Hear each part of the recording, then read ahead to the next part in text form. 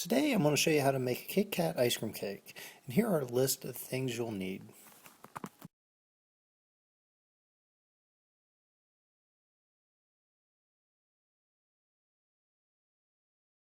Here is a spring-loaded pan that I'll be using.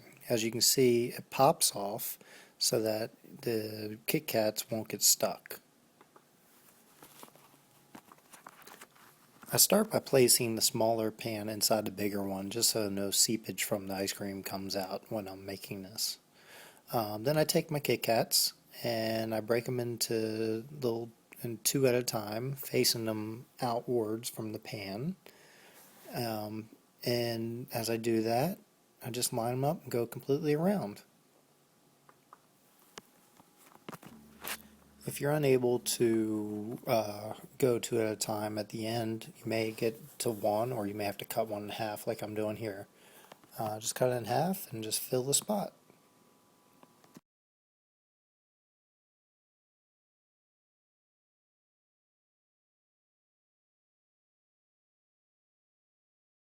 Now you want to set your ice cream out and let it soften. You don't want it to melt, just soften enough so that you can put it in there and spread it with a spoon. Once you get the bottom all lined up, you'll take your spoon and you'll just spread it against the Kit Kats so it has a nice firm base.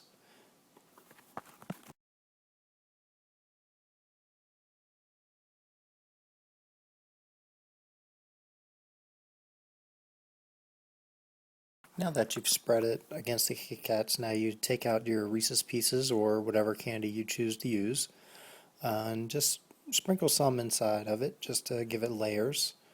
If you don't want to put any in there, you don't have to. It's your choice. Put whatever kind of candy you want in there, or nothing at all.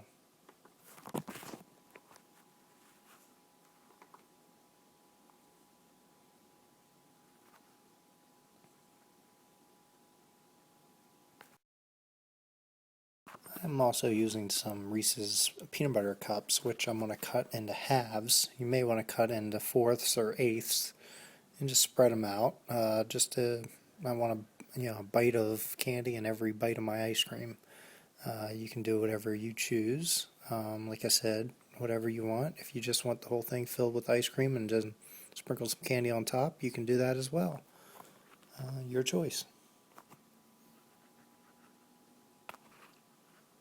I've also seen some people make this out of just regular cake, not even ice cream cake at all, or they can use ice cream or regular cake at the bottom and put ice cream on top. It's really up to you.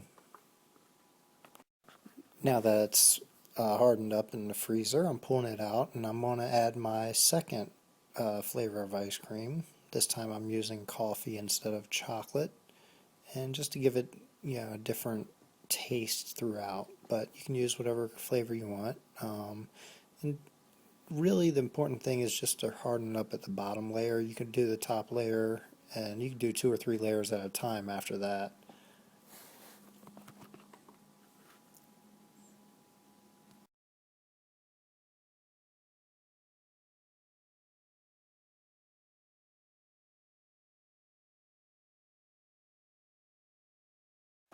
Now that I've had it in the freezer hardening up for about 15 minutes, I'm going to decorate the top using my Reese's peanut butter cups. I'm putting 5 of them strategically across the top, and just standing them upright just to give it that more defined look to it.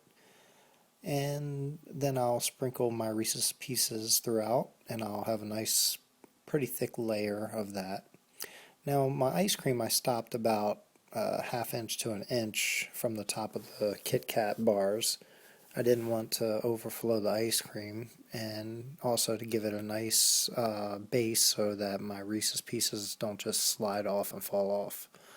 I just spread them around pretty evenly, and you'll see how important it is to have another pan underneath the actual pan your stuff is sitting on.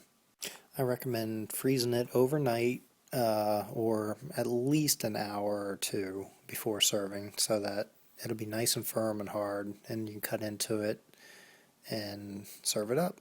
Enjoy! Please comment or send a video response commenting on how your Kit Kat ice cream cake differs from mine.